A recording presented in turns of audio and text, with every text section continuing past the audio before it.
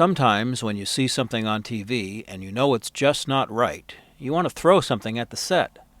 But hey, that nice new HD TV shouldn't take the brunt of your frustration, so let us clear the air for you. Case in point, the Sean Hannity Show on Fox. Tuesday night, August 11th, 2009. Sean Hannity of Fox News did a short piece on the water problems of the western San Joaquin Valley, interviewing Representative Devin Nunes and comedian Paul Rodriguez, who is head of the California Latino Water Coalition. The segment was full of falsehoods and misinformation and disinformation. For the purpose of expanding the discussion, and because repeated attempts made by several viewers to get Mr. Hannity to look at the facts of the situation, we are providing this point-by-point correction of everything the show got wrong. The rebuttal content comes courtesy of LloydGCarter.com. Mr. Carter is a former reporter for UPI and the Fresno Bee, and he's been writing about California water issues for more than 35 years. We start with the introduction. Now, tonight we bring you an update on a story that we covered back in May. The Central Valley of California was once considered the breadbasket of America. Well, Sean, bread is made from wheat, and most of that is grown in the Midwest, not Central California. However, rest assured, the San Joaquin Valley remains the fruits and nuts basket of America and the salad bowl of America, because only about an eighth of the valley is currently affected by the drought, regulatory or natural.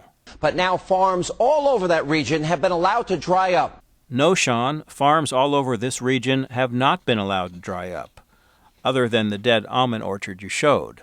There are few, if any, reports that farms are drying up all over the valley. Now, why? Because of a 2-inch minnow on the endangered species list. Sean, you are derisively referring to the Delta smelt as a minnow. More significantly, you either deliberately, or through ignorance and failure to investigate, omit any mention of salmon, steelhead, sturgeon, and killer whales as fish also threatened by massive diversions from the Bay Delta estuary, and the major economic losses suffered by the fishing industry. Just a momentary lapse on a critical fact, huh, Sean? Now, environmentalists claim that the fish was getting caught in the water pumps that provided the farms with water. It was initially a claim, Sean, because the government scientists were silenced during the Bush years, but it is now a fact, testified to by numerous fishery scientists, and accepted as proven by a federal judge. So to protect the tiny fish, the pumps were turned off. And farmers, well, they were left high and dry, and entire communities are now feeling the impact. Lester Snow, director of the California Department of Water Resources, says the smelt court ruling only accounts for about one-third of the cutbacks of water to the 617,000-acre Westlands Water District, which represents about 15% of farming in the San Joaquin Valley. The rest of the cutbacks in south of Delta water deliveries are attributable to natural drought and to the fact the Westlands is the last federal irrigation district in the Central Valley Project to get whatever water is left after senior water rights holders get their supplies. Some towns in the area are now facing unemployment rates of up to 40%. Mendota is the only town I've heard mentioned that has a 40% unemployment rate, and had you done a little homework, Sean, you would have learned that Mendota has had chronic unemployment problems for decades, ranging from 28 to 35%. Even in years when Westlands got all of its water supply. Most farm worker jobs are seasonal, and many farm workers go on public assistance every winter. And many residents are now forced to visit food banks. Hunger in the food-rich San Joaquin Valley has been an ongoing problem for many years.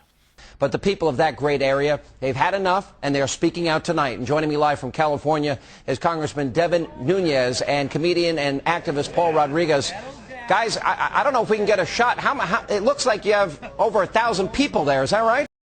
Now, if you're watching the video carefully, you'll see that the Fox cameras never pull back to show the entire crowd. All you see are what are called close shots, which allow for no rational assessment of the crowd size.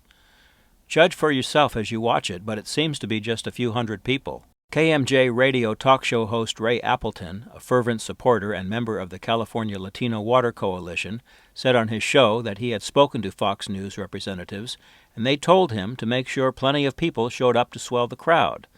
The New York Times and the Associated Press have reported the growers and a prominent farm labor contractor funding the Latino Water Coalition have paid farm workers to participate in recent rallies and marches. Well over 1,000 shots. How does Paul know this? Did he do a head count? This is a testament of your message is getting to these people. You know, they've been out here for hours. The only water this field has seen is our sweat. But it's more than we've gotten from the government. Yeah, well, look, Paul, we've had you on about this before.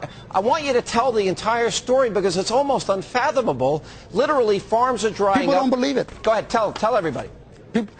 Well, the problem with this is that the environmental laws, they're not flexible at all. The very judge that pushed this order to cut off the water said that there was no swivel room to make accommodations for human beings. You know, this fish apparently takes high priority. All the water has been held back.